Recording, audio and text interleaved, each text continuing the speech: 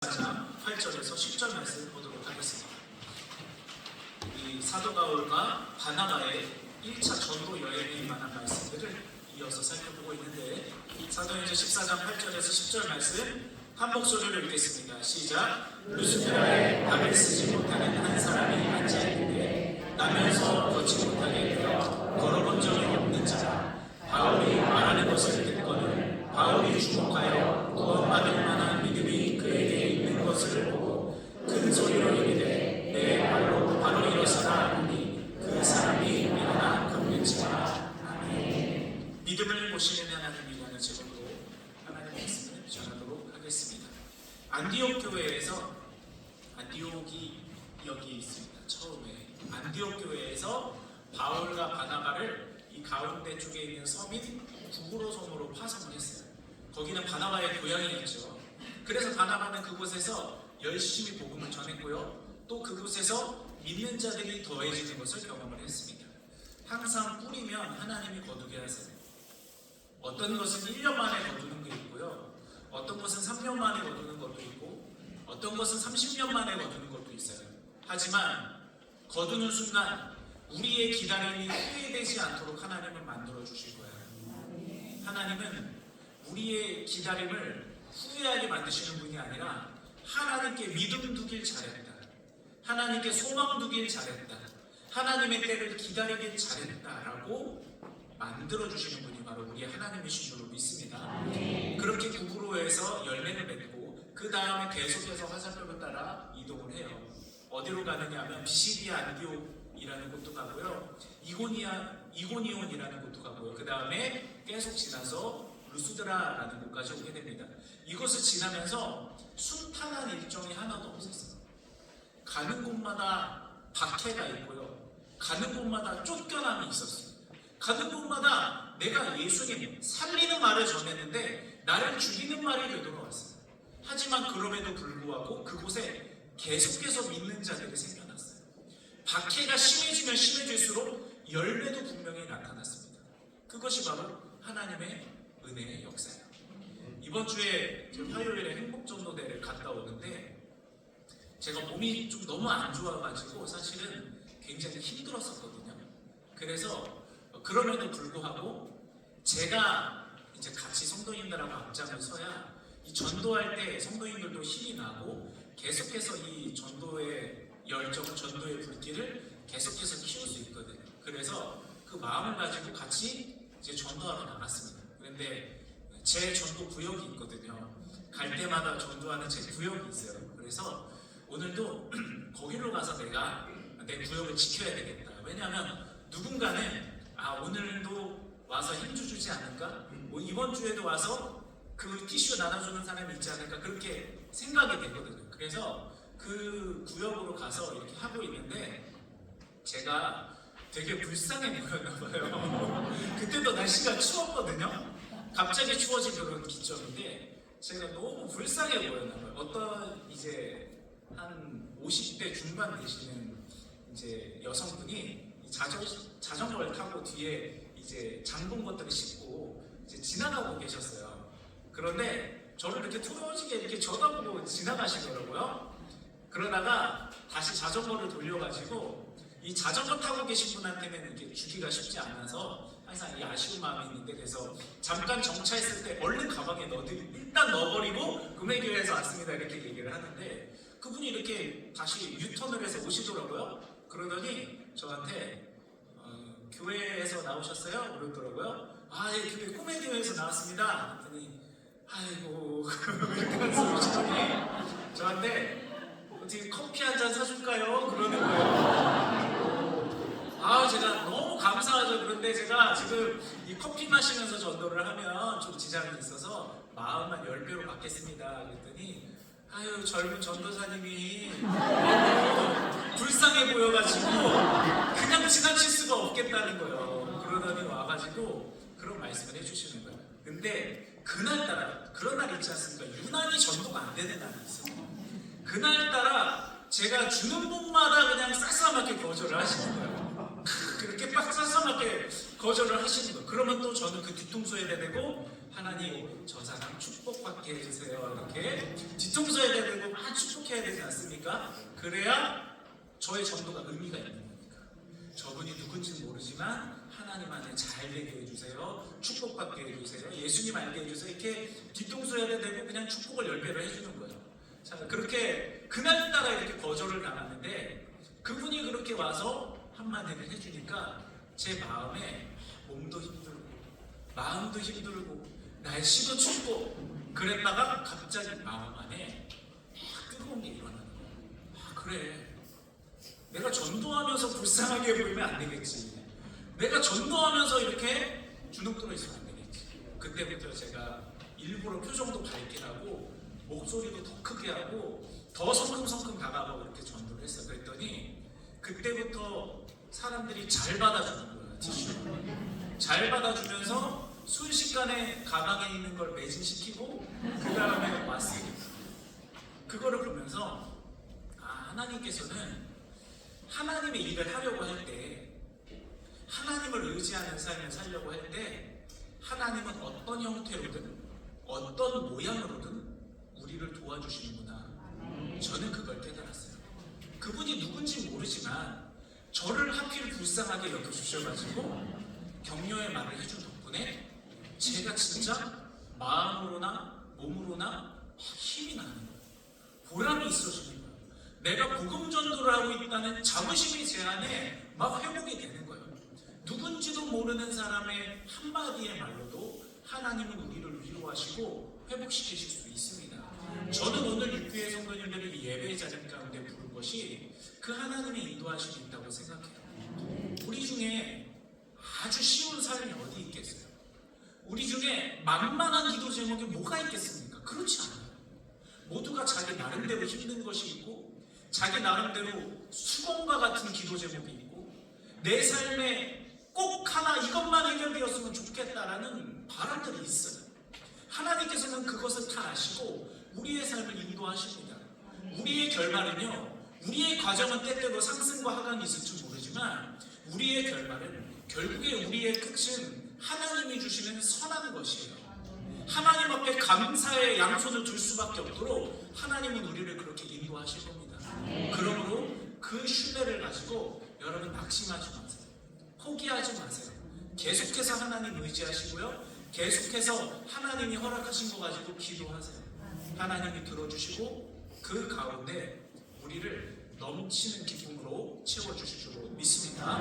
자, 이렇게 바나바와 바울이 열심히 전도하면서 딱 와서 이제 루스드라라는 동네에 딱 도착을 한 거예요. 그래서 이날도 어김없이 열심히 복음을 전하는데 주로 이제 바울이 앞에 나와서 설교를 했는데요. 바울이 이렇게 열심히 설교를 하다 보니까 이게 클로즈업 되면서 눈에 들어오는 사람이 있어요. 저도 설교단에 딱 서면 이 팔은 안으로 굽는다고 본당에 딱 서면 육교회 성도님들 얼굴이 딱 들어오거든요. 이렇게 머리에 이렇게 별이 하나 딱 떠 있어요. 화살표가. 그래서 이렇게 성도님들이 쫙 들어오는데 마찬가지로 바울도요. 설교를 하는데 이상하게 마음이 가는 한 사람이 있었던 거예요. 그 사람을 보니까 전하는 말씀마다 마치 스펀지로 물을 빨아들이는 것처럼 말씀을 막 끌어당기고 막 받아들이는 것 같은 그런 느낌이 있었던 것 같아요. 그래서 바울이 그 사람을 주목하여 보다가 마음에 깨달음이 있었습니다. 하나님의 성령께서 이 사람을 위해서 뭔가 특별한 일을 행하게 하시려고 이 마음을 주시는구나. 그래서 그때 바울이 이 사람을 주목하여 한 가지의 말을 건넵니다. 사도행전 14장 8절에서 9절 말씀인데요. 루스드라에 발을 쓰지 못하는 한 사람이 앉아있는데 나면서 걷지 못하게 되어 걸어본 적이 없는 자라. 바울이 말하는 것을 듣거늘 바울이 주목하여 구원받을 만한 믿음이 그에게 있는 것을 보고 아멘. 바울 이 사람은요 나면서부터 한 번도 걸어본 적이 없던 사람이에요. 이때 당시에 약 2000년 전에 복지제도가 있겠습니까? 아니면 사람들의 의식 수준이 장애인에 대한 의식 수준이 높이 있겠습니까? 그렇지 않았거든요. 그래서 이 장애를 가지고 태어나면 이 변변한 직업을 가질 수도 없고요. 그 다음에 복지 혜택이나 이런 걸 받을 수도 없고 사람들에게 좀 업신여김을 받기 일쑤였을 거예요. 그래서 이 사람도 아마 사람들에게 인정받고 존경받고 이러한 삶이기보다는 사람들에게 업신여김을 받고 좀 동정을 받는 그런 사람이었을 것입니다. 세상적으로는 인정받지 못하는 사람이었을 거예요. 하지만 하나님께는 어떻게 보이는 사람입니까? 구원받을 만한 믿음이 있는 사람으로 보이는 거예요. 우리가 누구에게 잘 보이느냐가 중요해요. 사람에게 잘 보이는 거는요, 그 사람의 마음이 12번도 바뀝니다. 어떤 때는 나를 위해 간이고 쓸개고 다 빼줄 것 같아도 어느 한 계기가 있으면 바로 돌아설 수 있는 게 사람이에요. 내가 그 사람을 위해 100을 쏟아부어도요, 어떠한 잘못된 수틀림 하나가 있으면 나를 원수처럼 여길 수 있는 게 바로 사람이에요. 그러나 하나님은 그렇지 않습니다. 내가 하나님께 겨자씨만한 것을 심으면 30배, 60배, 100배의 결실로 돌려주시는 분이 하나님이시고, 내가 하나님께 한 줌의 소망을 심으면 하나님은 넘치는 응답으로 되돌려주시는 분이세요. 내가 하나님 앞에 아주 작은 믿음을 가지고 있어도, 희미한 마치 촛불과 같이 흔들리는 작은 믿음을 가지고 있어도 하나님께서는 그 믿음이 있는 사람을 놓치지 않고 그 구원받을 만한 믿음이 있는 사람이 구원받을 수 있게 도와주시고, 그가 하나님의 은혜를 입을 수 있게 도와주시는 분이 바로 하나님이신 줄로 믿습니다. 사실은 이 사람을 구원하기 위해 하나님이 바울과 바나바를 그것으로 인도하신 것일 수도 있습니다. 이름 모를 한 사람을 위해 사도를 움직이시는 분이 바로 하나님이세요. 하나님은 우리의 믿음을 보십니다. 더 정확히 말하면 우리의 믿음을 가장 중요하게 보십니다. 그러므로 우리가 하나님 앞에 눈에 들기 위해서는, 우리의 기도가 하나님의 귀에 더 크게 들리게 하기 위해서는 우리가 믿음을 가져야 돼요. 믿음이 없이는 하나님께로 나아갈 수 없고, 믿음을 심지 않고는 하나님께서 주시는 것을 거둘 수 없습니다. 성경에서 히브리서에서는 이렇게 말씀하고 있습니다. 우리 히브리서 11장 6절 말씀을 같이 읽어볼까요? 시작! 믿음이 없이는 하나님을 기쁘시게 하지 못하나니 하나님께 나아가는 자는 반드시 그가 계신 것과 또한 그가 자기를 찾는 자들에게 상 주시는 이심을 믿어야 할지니라. 아멘. 성경에서는 다른 여지를 두지 않아요. 딱 잘라 이야기합니다. 반드시 믿음이 있어야만 하나님을 기쁘시게 할 수 있다. 그리고 하나님께 나아갈 수 있고요, 하나님께 상 받을 수 있어요. 오직 믿음이 있어야 돼요. 하나님은요, 학식이 많을 때 그 사람을 받아주시는 게 아니에요. 하나님은 돈이 많을 때 그 사람을 인정하고 받아주시는 게 아니에요. 하나님은 부족함이 있어도, 연약함이 있어도, 모자람이 있어도, 세상으로부터 참 많은 실수를 한 그러한 인생일지라도 하나님 앞에 믿음을 가지고 있으면 하나님께서는 그 믿음을 보시고 그 사람의 인생을 온전하게 바꿔주시고 그 사람의 삶에 개입하여 주셔서 하나님의 선한 은혜를 베풀어 주시는 줄 믿습니다. 우리는 이 믿음을 가져야 돼요. 그렇다면 여러분, 믿음이라는 것은 무엇이죠? 하나님을 신뢰하는 거예요. 아브라함의 예를 한번 들어볼까요? 아브라함이 말씀 따라 왔습니다. 믿음 따라 출발했어요. 제일 처음 만난 거 가문, 그 다음 만난 거 아내를 빼앗기는 거예요. 그러다가 하나님께서 다시 되찾아 주시죠. 아브라함은 계속해서 미움을 받고요, 배척을 받고요, 밝힘을 받고요, 사람들에게 있어서 공격을 받았어요. 계속해서 가는 곳마다 감옥을 만나고요, 기근을 만났어요. 하지만 이상하게 성경은 아브라함에 대해 이렇게 기록하고 있습니다. 아브라함에게 가축과 은과 금이 풍부하더라. 계속해서 이상하게 부흥을 해요. 이상하게 잘 돼요. 기근을 만났는데 잘 돼요. 공격을 만났는데 이상하게 이겨져요. 미움을 받았는데 이상하게 하나님의 은혜가 있네요. 이것이 바로 하나님의 말씀을 따라가는 자, 어떤 상황에서도 하나님을 신뢰해보는 자. 내가 말씀 따라가기로 결정했으니까, 하나님 따라가기로 결정했으니까 내가 끝까지 하나님 따라가야지.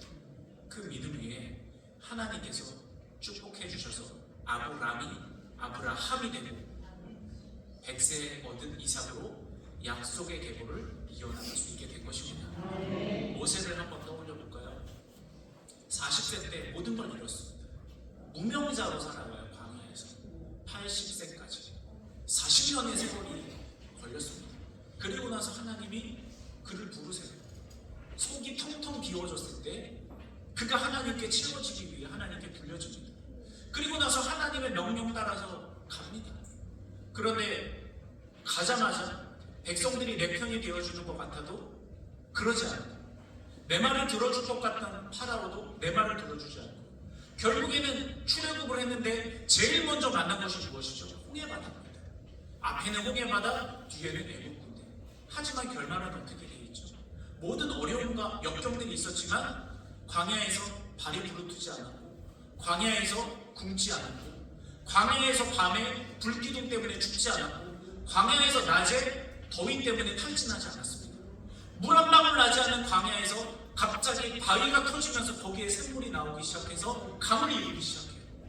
이상하게 내 앞을 가로막는 홍해가 생기고, 뒤에서 뒤쫓는 애국군대가 생기고, 먹을 물이 없는 환경에 처해지고, 이상하게 자꾸만 말씀 따라가면, 하나님 따라가면 그러한 일들이 나에게 닥쳐오는 것 같지만 결국에는 배부르고, 결국에는 승리하고, 결국에는 생수를 얻고, 결국에는 약속의 땅으로 들어가지 않습니까? 믿음이라는 것이 바로 이것입니다. 하나님을 끝까지 신뢰하는 것. 사랑하는 여러분, 우리는 삶을 살아가다가 어떤 것을 포기할 때도 있고 내려놓을 때도 있어요. 하지만 하나님을 신뢰하는 것만은 우리가 포기하지 않고 내려놓지 않은 우리가 되기를 주의 이름으로 축복합니다. 내가 설령 죽으면 죽었지 믿음은 포기하지 않는다. 내가 설령 지금 부서지면 부서졌지 하나님을 신뢰하는 건 내가 그만두지 않는다. 그 믿음의 야성을 가지고 우리의 삶에 있는 모든 것이 떵떵거리며 자랑스럽게 보란듯이 이 세상에 승리를 간증할 수 있는 이들이 바로 우리가 되기를 주님의 이름으로 축복합니다. 자, 그리고 이 믿음은요, 들음에서 납니다. 나 혼자 명상하며 생기는 게 믿음이 아니에요. 나 혼자 공부하며 생기는 게 믿음이 아닙니다. 믿음은 하나님의 말씀이 선포되는 곳에서 믿음이 생겨나게 됩니다. 여러분, 하나님의 말씀을 지팡이 삼아, 말씀을 나침반 삼아 하나님을 믿어보시기 바랍니다. 하나님을 끝까지 신뢰해 보시기 바랍니다. 끝까지 가서 내가 잘하였다고 후회하지 않게 되는 육교의 성도님들 될 줄 믿습니다. 자, 그렇다면 이렇게 믿는 자에게 어떤 특별한 일이 일어나는지 함께 살펴보겠습니다. 바울이 말하는 것을 듣고는 바울이 주목하여 하나님이 눈에 띄게 하시는 겁니다. 어떨 때 정말 하나님이 눈에 띄게 하시는 경우도 있고요, 정말 이 사람에게 전화하지 않고는 못 견디게 만드실 때도 있어요. 그리고 내가 이 기도해야지 딱 기도의 자리에 앉았는데 먼저 기도하게 하시는 것도 있어요. 먼저 기도하게 하시는 사람의 제목도 있고, 그처럼 바울에게도 하나님이 지금 주목하게 하시는 거예요. 눈이 거기에 꽂히게 하시는 거죠. 구원받을 만한 믿음이 그에게 있는 것을 보고 큰 소리로 이르되, 자신 있어요, 바울은. 여러분, 바울은 자신 있습니다. 작은 소리로 그저 권유하는 게 아니에요. 작은 소리로 그저 제안하는 게 아닙니다. 하나님을 믿는 믿음 안에서 자신이 있어요. 우리가 이와 같이 자신 있었으면 좋겠습니다. 힘들지 어렵지 세상이 우리를 걱정해 줄 때 하나님 안에서 잘 될 거라고 우리는 근거 없는 낙관주의가 아니라 하나님으로 인하여 확실한 근거 있는 선포를 하는 우리가 되기를 주의 이름으로 축복합니다. 바울은 자신 있어요. 그곳에 모인 사람들 앞에, 그리고 지금 이 못 걷는 사람 앞에 자신이 있습니다. 그리고 나서 선포하는 거죠. 내 발로 바로 일어서나니 그 사람이 일어나 걷는지라. 아멘. 하나님께서는 믿음을 보셨고요, 그 믿음에 반응할 수 있도록 큰 소리로 외치며 어떻게 해야 될지 알려주시면 도와주세요. 사실 이 사람은 한 번쯤 걸어봤던 사람이라면 그게 무슨 느낌인지 아니까 걸어보려는 시도를 했겠죠. 하지만 한 번도 걸어본 적이 없는 사람이기 때문에 걷는다는 게 무슨 기분인지 몰라요. 내 몸에 어떤 근육을 움직여야 되는지 전혀 감이 없습니다. 하지만 전혀 반응할 수 없는 이 상황 가운데 반응할 수 있도록 하나님이 도와주신 거죠. 그 믿음이 실현될 수 있게 하나님이 끌어당겨주시는 거예요. 그러자 이 사람이 일어나 걷게 되고, 그리고 중요한 것은 무엇입니까? 이 사람이 성경에서 분명히 말하기를 치유받을 만한 믿음이 있는 것을 보시고 그렇지 않았어요. 구원받을 만한 믿음이 있음을 보고 하나님께서 이 사람의 삶을 이와 같이 인도하는 것은 구원하기 위해서 이와 같이 인도하신 것입니다. 제가 전에 하나님을 오해하지 않는 방법에 대해서 대해서 말씀드린 적이 있습니다. 우리의 삶에 잘 되는 일이 있어도 안 되는 일이 있어도 하나님을 오해하지 않는 마음, 하나님의 관심사를 기억하라고 말씀드렸습니다. 하나님의 관심사는 뭐에 있죠? 구원에 있어요. 우리가 잘 되는 이유는요, 구원받으려고 잘 되는 거예요. 우리가 때로 안 될 때 있어요. 구원받으려고 안 되는 겁니다. 하나님이 나를 확실하게 구원하시고 이 구원을 지켜주시려고 내 삶을 인도하신다. 하나님의 이 최대 관심사가 확실해지면 우리가 때로는 잘 돼도 때로는 안 돼도 하나님을 오해하지 않을 수 있어요. 하나님은 구원의 길로 우리를 쉴 수 없이 인도하고 계신다. 하나님의 최대 관심사에 같이 관심을 주십시오. 하나님의 구원, 그리고 그 구원에 동참하는 것, 그 구원을 따라가는 것, 그 구원을 소유하는 것. 그랬을 때 우리의 삶이 하나님과 일치되는 것을 경험하게 될 줄로 믿습니다. 이 루스드라 도시에 사는 사람들이라면 이 못 걸었던 사람을 다 알 거예요, 아마. 그런데 이 사람이 갑자기 하나님을 찬양하면서 막 걷게 되고 바로 일어서고 이런 모습을 보니까 거기에 도시에 난리가 나요. 그러자 그 당시에 제우스 신전에, 이 그리스 로마 문화권 시대지 않습니까? 제우스 신전의 제사장들이요, 사람들이 막 뛰쳐나오는 거예요. 그러더니 갑자기 바울과 바나바한테 절을 하면서, 바울에게는 헤르메스라고 하고, 왜냐면 말하는 사람이니까, 바나바에게는 제우스라고 하면서 막 그들을 엎드려서 절하고 섬기려고 하는 거예요. 신격화시키는 거죠. 자, 그런데 보통 여기서 유혹에 들 수 있어요. 이 유명세를 한번 이용해볼까? 그래도 하나님이 하신 거지만 그래도 나를 통해 하신 거니까 내가 이 정도의 좀 대접을 받아도 되는 것이 아닐까? 유혹이 들 수도 있어요. 하지만 바울과 바나바는요, 그때 분명한 선택을 합니다. 무슨 선택이냐면 하나님의 영광을 더 분명히 드러내는 선택을 하게 됩니다.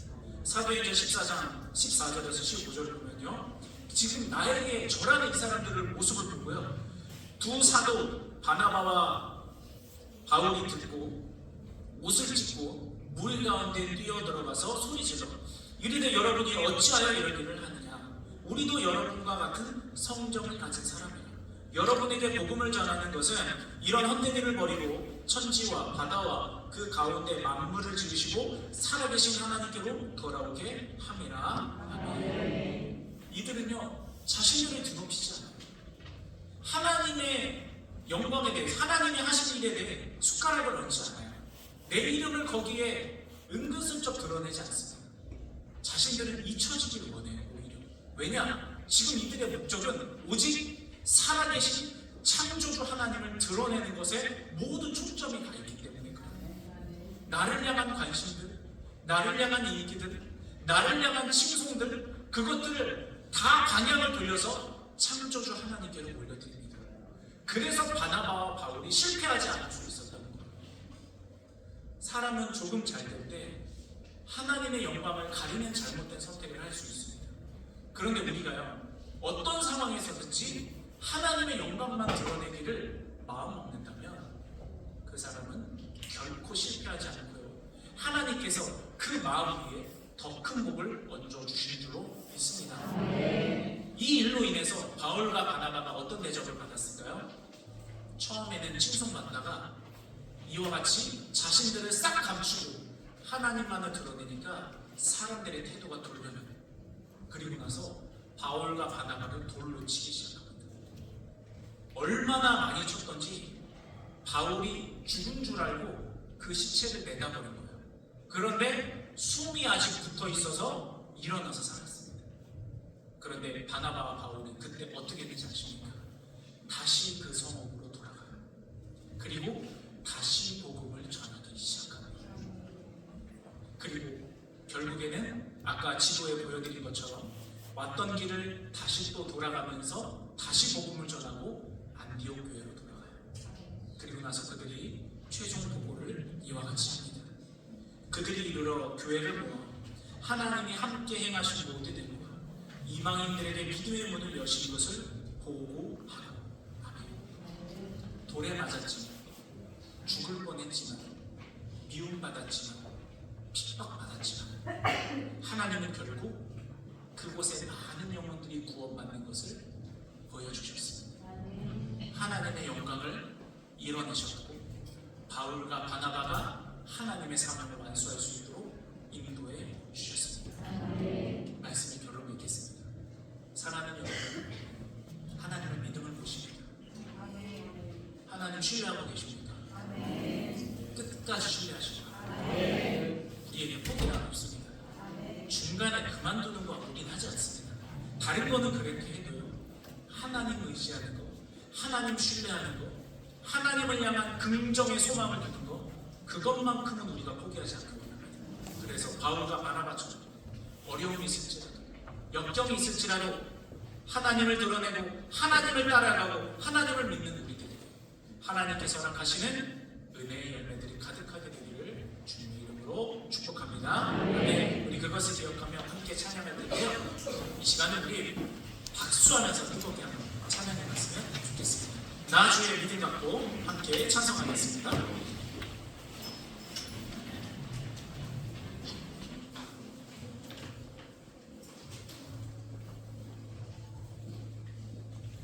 소리가